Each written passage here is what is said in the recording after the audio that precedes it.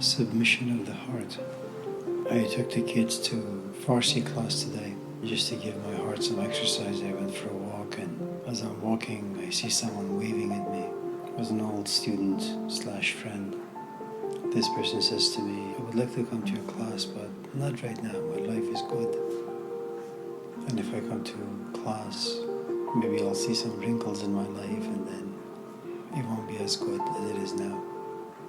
You know, the only thing we know when we are very young is our own passions, the things we like, the things we don't like. We rebel against everyone who tells us to do whatever. If we don't want to do it, we rebel against it. I think initially the only submission that is familiar to us is submitting to our own passions, not so much understanding them, not so much examining them. And there are all these forces inside us, and depending on our culture, our background, how we've been raised, we pursue some passions, we feel the pangs of shame and guilt and regret and remorse and repentance, and others are usually accepted. We pursue them. But initially it's just submission to our own stuff, the things that we enjoy doing. And then you take a math class and you realize sitting every night at 6 o'clock doing math is not something you want to do. So you delay it and you delay it and you delay it until you begin to yawn, and your body sabotages as well as your psyche. They both sabotage kind of your responsibilities and obligations, and you just go to bed. And as parents, sometimes you want your kids to submit to your will. You watch 5 hours of TV, play 10 minutes of piano, and you didn't have to force them to watch TV. They kind of just enjoy watching TV and they don't really think about it. They just submit to their passion. But the moment you ask them to do something that is not so fun, it doesn't bring about pleasure, then it becomes the conflict between two wills. The person sitting across the table from you doesn't want to do, and you want to force them to do, and there is the conflict. And depending who has more power, if as a parent you have the ability to threaten them, they'll probably do what you ask them to do, but their minds and their hearts won't be in it. The sort of submission that you're talking about, which is about Irina, you don't submit to anyone for a long time. I mean, there is first the element of pride. You've been used to who you are, what you are, and so you kind of are guided by your own GPS in life. Kind of like Irina. She's born in an upper class environment. She gets married. It doesn't work out. Maybe her parents told her to stay married. Being a divorcee is not so good in this society, but she doesn't submit to them. But she submits to her own will and her own passions. So she divorces. And then at a certain point, I suppose she submits to the fact that, she's alone. And she's a woman. And she wants a companion. She's lonely and it's not as fun. And so she submits to another passion, which is yet another marriage. And the guy dies after some time. It's a good marriage, according to her. Then she just lives her life. It's kind of like the strange life of Ivan Osekin and the magician. You just live your own life. You make some mistakes. You kind of get banged up. You're all bruised. You heal a little bit. Then you go back out there. And you think that you have learned a few things from your mistakes, and you have to some extent, but you realize that you've ended up at the same place as you were like 2 years ago, 10 years ago, 20 years ago. And so there is this, I think, pain that begins to blossom inside Irina, that I can't submit to my own will, I can't submit to my own passions, they're not taking me anywhere. I end up at the same place, I need to find someone. I don't really know what that means, I'm looking for someone to guide me, to teach me. I remember some years ago I had this student from Yemen, a very nice young woman. She had a child. She was divorced, which is, in the Yemenis culture, that's a huge deal. Kind of felt bad for her because of all the struggles she had to go through to get rid of this guy. Her parents, her culture, religion, they were all standing in her way, but eventually she summoned up the courage and just walked away from the relationship. And I remember she had come to class and she raised her hand and she said, "I had a dream, if I could share my dream with the class." And I said, "Sure." It was about her purse, the zipper being opened, and everybody could see what's inside. And so we spent the next half hour in the classroom kind of trying to, as best as we could, to understand and decode the dream. Then the class ends, I walk to my office, and a few minutes later she comes knocking on the door. I say, yeah, I was wondering if you could be my teacher. It's a very strange thing to ask. I said, well, I'm teaching your philosophy class, so I guess I'm your instructor. She says, no, I mean if you could be my Sufi teacher. I said, I have no idea what that means, but I don't think so. It doesn't really work that way. And I say this because I think sometimes we are moved by our own passions, the labels, the advertisements, the sort of books that we have read. Just associating yourself with a name or a label or a title or a person, you assume that, it elevates you in some shape or form. So the point I was trying to make really is that sometimes you ask for something and you assume yourself to be ready when in fact you're not. It's out of curiosity, and it's not something we understand. It's like coming to realize, yes, you're getting older, yes, you're alone, yes, you want to go out there and you want to find a date. You do find a date. It looks very promising. You say it's going to happen. And as you get more entangled in the relationship, you realize you just don't have the stamina for this stuff. And so your ability to submit to certain facts about yourself, it's very, very, very tough. So you kind of just backtrack and you say, you know what, despite being old, despite the pangs of loneliness, the only thing familiar to me is just being alone. So I just rather do that than to wrestle with another human being for the next 20 years so that hopefully our relationship can run relatively smoothly. Before you can submit to anyone with your heart, I think there is the power struggle. To some extent, your voice is going to get dimmed. And that's a really, really tough place to be, because you're like a 50-year-old woman, in case of Irina, or any one of us, it doesn't really matter. To come to the grips that your past 50 years really don't mean anything. It's something for you to confess to yourself in private, but for another human being to tell you that your life has meant nothing and it has zero value, hearing this from another human being is kind of offensive and insulting.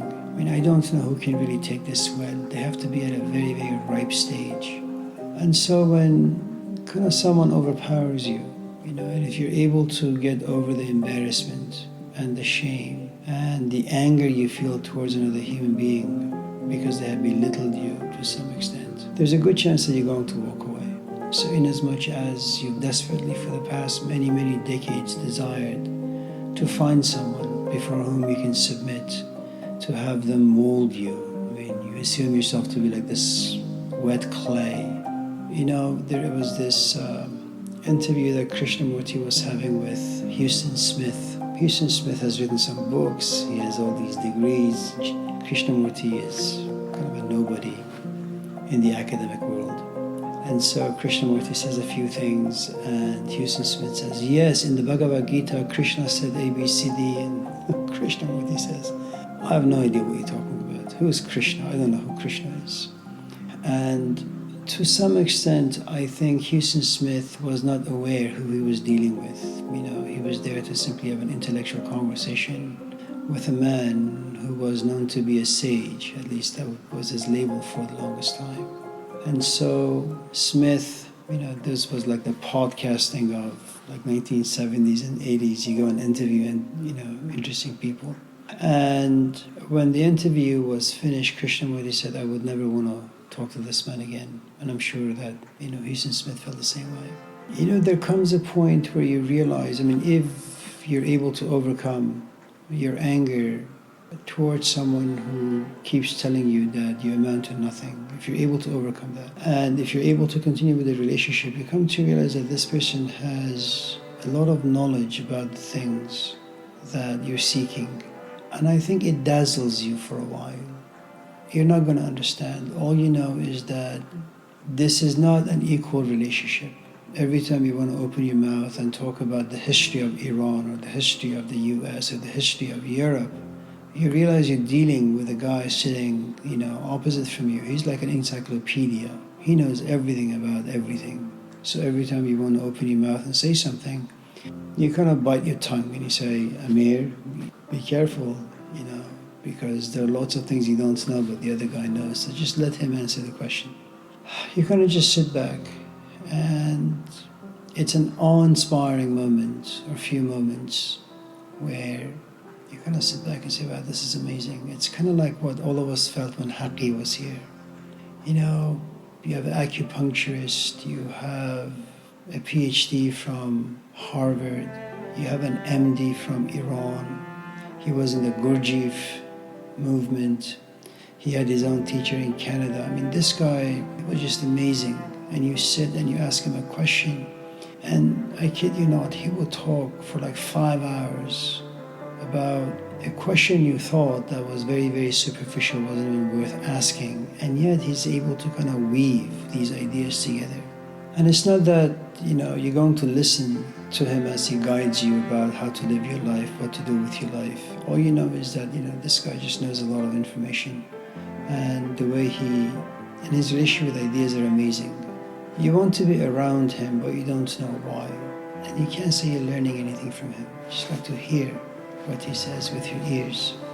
And then if you have, I suppose, a relatively healthy intellect and a good memory, then you can kind of spit those things out to your friends and have them assume or believe that, you've read a few books and you know a few things, Haqi had a talk at Sac State. It was about Rumi. And when the gathering was over, it was me, Hussein, Kazim, and he looks at me and says, Amir, let's go to Kazim's house and play some music. I've talked enough, I'd like to hear you guys, play some music and sing and all that. He said, Haqi, that's fine, we can do that. The only problem is we don't have the speakers and the amplifiers, we don't have any of, the things that we need. And he says, well, this is Sacramento, Roseville is about 10, 15, 20 minutes away. Go home, grab the stuff, and drive to Elk Grove. That's where Kazim used to live. He said, Haqi, it's like 10 o'clock. You want me to go all the way to Roseville? And I say this because I wanted to go and listen to his talk about Rumi, and I wanted to hang out with him. If this was a man I worshipped, if this was a man I loved, if this was a man to whom I felt my interior being submitted to, the truth is I would have gone to Roseville, and I would have gathered all the instruments and the speakers and the amplifiers and drove all the way to Elk Grove, and it didn't really matter for me. If it was like 10 p.m. or 11 p.m. or 12 p.m. But the truth is, my submission had its limits. I could give a little bit of my time, a little bit of my ears, but that was it. There comes a point where your relationship has a bit more substance to it, and you realize that the other person is intellectually far more superior than you and is far more knowledgeable than you. And so you go in there with questions.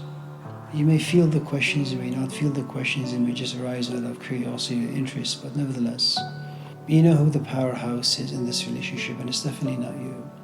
You submit to this person intellectually, and once in a while you raise your hand and you say, is this what you meant? You want to give commentary and you want to give your own interpretation, and you get beaten down. I was trying to write this commentary on one of the poems of Hafiz. This was at the car wash in the 1987 or 88. And I had assumed that I know the meaning of a certain word, arz, with an ain, not an aleph. So I called Hussein, being somewhat proud, saying, Hussein. So when Hafiz says this, it means A, B, C, D. Hussein, we're on the phone and he says, you're really, really uneducated, aren't you? He says the definition of this particular word is not as you think. It's the exact opposite. And he says to me, don't call me like this, waste my time. And it just clicks. There comes a point where, I guess, going back to my own experience, and I'm sure all of you have your own, you have spent enough time with someone and you try to compete with them only to get beaten down for all the right reasons. You were just incompetent, but you didn't know. Then it's just a human thing that all of us do. We try to prove them wrong by being a little clever, a little cunning, and that particular kind of wrestling goes on for a while until you just give up because there are no other options for you. You're just far too good for you. And then you just sit back and you submit your ears. You just like the way he talks. You don't really understand. and you don't have the passion to go sit, focus, try to understand. And I'm not quite sure how this stuff happens, to be honest with you. At a certain point, this passion comes to you, and it's not passion of the heart. It's just, it has a lot of emotions and feelings in it, but you really desperately want to understand. Hafiz is connected to Hussein, and if you understand Hafiz, to some extent you understand Hussein, but you still don't love Hafiz, and you still certainly don't love Hussein. But this happens after, not only physically you've spent a sufficient amount of time with someone, but you've also given them your ears and your mind. They're kind of like are reprogramming you to some extent. And then at a certain point, I think, if I remember rightly, you go to this person, as Irina did, no longer trying to understand, no longer trying to give commentary or even make sense of any of this stuff. All you know is that you go in there with, to some extent, your heart being broken, and you don't know why. And you just sit there, and this person talks, and it just fills you, and you don't want to leave. At a certain point, your body begins to kind of whisper, you're tired now, you should go home. And then there's this conflict, The problem with passion or submission of the heart, which basically means, if I go to my car right now and it's dark, and if someone has a gun and they say it's a holdup, give me all you have. Well, I love my life, and I'm going to just kneel, I suppose, on the ground, put my hands up. That's a kind of submission. It's out of fear and to some extent desperation. This different kind of submission, which is you give your heart to another human being. And when you give your heart to another human being, by this time, you allow them to shape it as they will. You have no power over them, which means that they have every power to make you angry, and yet there isn't much you can do. In fact, as all these poems go, that even if your lover gives you poison, you drink it as if it's honey. I'm not quite sure at what stage anyone is able to submit themselves, either physically or intellectually or with their soul, i.e. heart. I think as you climb the ladder, it becomes much more difficult, much more subtle, much more mysterious. I wanted to invite another person here, but she happens to be pregnant. So I sit back and I say, okay. A magnifying glass is fun if you're able to kind of bring all the sun rays to a single point and direct that beam towards a leaf or a paper and just watch it, smoke coming out of it. That's fun. When a life has too many things in it, it's very difficult to bring all the forces to a single point. And even if you do, you won't stay at a single point for too long because there are other issues at play. And so if you have enough experience, you say to yourself, okay, I don't know this person too well, but I'm going to invite them over the house. And because I suppose they've been captured into curiosity or interest, they'll say yes. That is a physical submission, kind of like when the last time the two of you were here, Sarah had one of her students. But you have no idea, what she's thinking about, what her imaginations are all. And then you invite them the second time, and it'll either be a yes or a no, or a third time or a fourth time. And if the second or the third or the fourth, the answer is no, it's negative, then you know that they came, they were kind enough to physically endure, this hellish environment for 2, 3, 4, 5 hours with bad food. But they don't want to put themselves through that drama again. So even though physically they were here, intellectually they kind of felt uncomfortable, and emotionally they weren't there, except their own issues with what was being said. There comes a point, because everybody has a past, everybody's dealing with something, everybody has an opinion, a belief about this and that. So they come here, let's just say, and again they're kind enough to physically sit here every week for 2, 3, 4, 5 hours. But intellectually, there is no union. They kind of go back and say, well, that was wrong what he or she said. I think it should be this other way. Now, who wins in that wrestling match? Nobody knows. It's really in no one's hand. You can't manipulate, you can't coerce, you can't impose, you can't con, you can't cleverly inject yourself in another human being. It doesn't work that way. There comes a point after many months of, psychologically wrestling with all this stuff, you come to a conclusion, you know what, I just don't want to do this anymore. So you call them, text them after like 5 months of them being here, and they say, no, I don't think so, I have other things to do. If they're able to get over that particular stage, their physical body does not desire to go anywhere else except the person to whom they feel something towards. And intellectually, they're not interested in books, they're not interested in hearing other people talk, they're just interested in that particular person. And they're not there to understand. That is, the understanding comes after you have submitted with your soul to someone, and then at a certain point, the person either dies or you come to realize that they no longer have anything to offer you, so you walk away. And that is your initiation into the world of learning, being able to see things, hear things, understanding things, and just learning from the windows and the doors of life. When someone has captured your heart, when someone lives inside your heart, it's what we call, you become very latif. Latif is, you become very delicate. It's like a petal of a rose. You get scarred very easily, you get hurt very easily by the person to whom you've given yourself. And again, how this happens, why it happens, I don't really know. Since I think to some extent your question is related to what you've been reading and listening to for the past few weeks, J.G. Bennett, Witness, Cook. It's funny in the book, I Only Teach How to Cook, because his son says, when he spoke about Gurdjieff, there was a certain passion in his voice. You could feel that this man adored Gurdjieff. But when he talked about Bapak, Subud, that wasn't there. I couldn't feel his passion. When he talked about Idris Shah, I couldn't feel his passion. When he talked about Rashad Field, I couldn't feel his passion. And what you realize is that, there is this window that you have. It's something that you and I have talked about a few times. From nowhere, and it's a mysterious, magical thing. You find yourself attracted to someone or something, and that attraction is like a window being open now, or a door being open, and you walk through that door, and all of a sudden, that door gives you the gifts of patience. You become profoundly creative, you become a poet. You're able to endure lots of traumas, by the hands of your lover. And in as much as it contains a good amount of joy, it also comes with a great amount of pain. But it's a window that allows you to kind of go through all these ups and downs.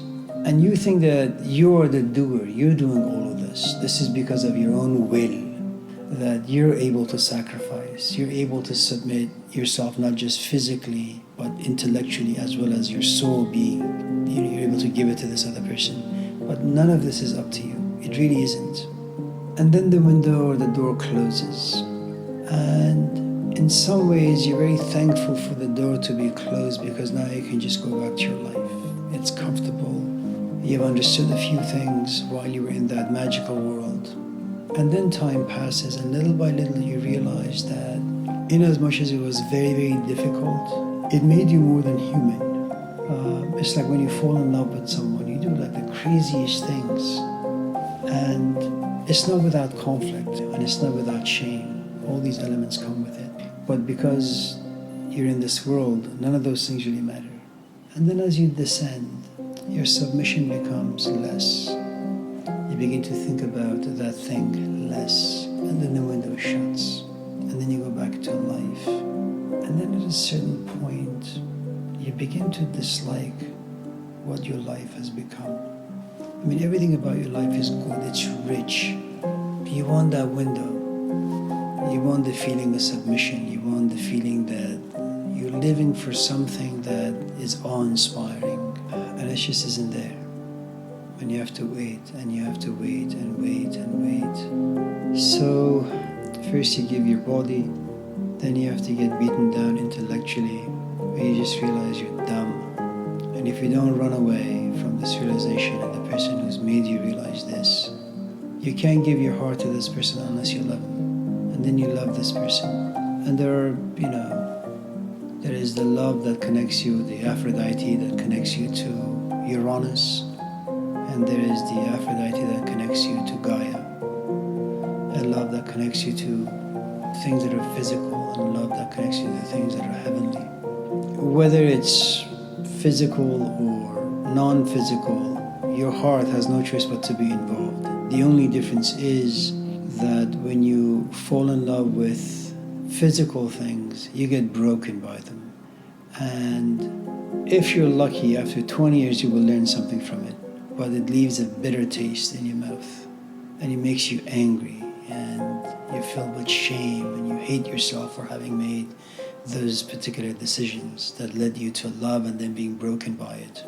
This other love, where you fall in love with a Socrates or a Bai Sahib or a Jesus Christ, it also gets your heart broken. But it really does make you more than human in many ways, until your body just becomes frail and you just find yourself in the hands of old age and sickness. But it's a great place to be. It's in many ways it really is an act of worship. Irina does not need to go to Rome to see the bones of the saints. She doesn't need to go to Mecca and see the Kaaba. She doesn't need to go to a temple. She has given her soul to Bai Sahib. Bai Sahib is her everything. She worships this man whenever she goes there, whenever she thinks about him, whenever she feels about him. And it's interesting because she says that it took some years for her to begin to read her diary and to make it into a book form. That even though this man was dead, and he was dead for a while, he was a powerhouse that was living inside her. It's funny because she didn't seek any other teachers. Maybe she did, she didn't write about it, but I doubt it. The best story about submission of the heart, it's really not Irina Tweedy and Bai Sahib, the Irene daughter of fire. It's the story of Rumi and Shams. This learned man who finds himself in the presence of this other fellow who's just mean and rough with a dirty mouth. And within just a few days, he's willing to give up his disciples. He's willing to give up his cloak, which in the Islamic Sufi tradition is a great deal. Shams looks at him and says, enough reading books and enough talking. We need to start dancing. We need to start listening to music. And then he leaves, the old man, and he is broken. He's broken, he's restless. He finds him, and all of a sudden he's joyous. Then he leaves for the second time, and he writes 700 poems. And these are difficult poems to understand. You really have to be a scholar of Persian language, symbolism and poetry, to be able to understand what the heck this man is talking about. But it really is an act of worship. And then he writes the first book, and then something strange happens. It's like the well dries up. Rumi can't write. He doesn't want to write. There is nothing out that inspires him. And that in itself, it's such a strange thing. Here you have a man who's been in the act of worship for the past 2, 3, 4, 5 years. Things are just overflowing inside him. All of a sudden the window shuts. Nothing inspires him. The only thing he's able to submit himself to is depression. And despite all the nonsense that Gurdjieff and other teachers say, he cannot get himself out of depression. He's looking for something, but he can't find it anywhere. He wants to give himself, he wants to submit himself to another person who has certain elements that his own teacher had, but he can't find those components in anyone or anything. And he just locks himself up in his room, doesn't come out, doesn't talk to anybody. And there is this guy, illiterate, can't speak the right way, can't pronounce words in the right way, and yet he says, inside this man I see the sun. He's inspired. How, why, when, who? It's a very strange thing. These ideas, especially in a culture such as this, which is a how-to culture, You know, that whenever you have an issue, there's a book out there or a person out that can help you. And at least my take on his life is that he couldn't get himself out of depression and sadness and loneliness. And because of submitting himself to this man, and he says, you know what, if you have any questions, you need to ask this other guy, not me. And they tell him, this guy doesn't even pronounce words the right way. He doesn't know anything about the Sufi tradition. He says, I don't care if he knows or doesn't know. All I know is that the sun, truth, lives inside him. And then he dies. And then he goes into depression again. And he waits and waits and waits and waits and again, and then the window opens. And then that other person dies. And after that, Rumi has nothing left inside him. But submission of the hearts, it's a troubling place to be. Because you really do lose. You lose a lot of power in life. All the things that used to make your life meaningful and relevant, they just fall apart. I mean, even if you were to bring it to a very secular, very superficial way, I mean, consider people who are married with 2, 3, 4, 5 kids, married for 5, 10, 15, 20, 30, 40, 50 years. They just fall in love. I mean, inside all of us, there is this poverty, there is this hunger, this desire to come to life, to feel alive. For some stronger, for some weaker. But some people, I don't know if you can call them lucky or unlucky, I don't know which version they are, but and I don't know if they will have regrets. You just give yourself another human being. And the problem with that is, you know, you sacrifice everything and it doesn't make any sense and it's irrational. And you're condemned by everyone who lives around you, your mom, your dad, God, your sisters, your husband, your kids, your wife. You don't even understand what you're doing, but you feel as if you have no choice but to go that particular route. I think some of us understand this intuitively. We know how dangerous it is, and we know that we're very close to getting to that particular line. And so, you know, we sabotage going towards that particular direction, and for all the right reasons. You know, in the Greek world, you know, when you say someone's a maniac or someone's crazy, they had 4 different versions of mania. One aspect of mania had to do with life. Life drives you crazy. You lose your job and there's traffic and your wife or your husband they keep nagging at you. At a certain point, you just kind of have a mental breakdown. You just do crazy things. There is this other aspect of mania which is connected to Aphrodite. It's still quite carnal. It has to do with your physical body, but it's when you fall in love with another human being. This intense passion running through your vein. And again, people around you don't understand what has happened to you. You don't even understand what has happened to you. But you just become crazy. There is another type of mania that's connected to Dionysus, that the gods are speaking to you. That's the realm of the prophets. You know, it's like Jesus after, you know, some odd 18 years walking to the temple, reading from Isaiah, saying, you know, I am the guy you guys been looking for. And everybody thinks that he's crazy. That's the prophetic voice. And then there is this other mania that has to do with just, you know, you just sit in your room and just write, like, you write a book or you write a poem. You know, it has to do with moments of inspiration that drives you mad. You know, kind of like what they used to say about Confucius, that sometimes he would just sit in contemplation. He would, you know, kind of like what this video game industry does to these young kids. The dopamine level is so high that these kids just don't want to sleep, don't want to eat, don't want to do anything. And for some of them, it's too much for their heart and it stops and they die.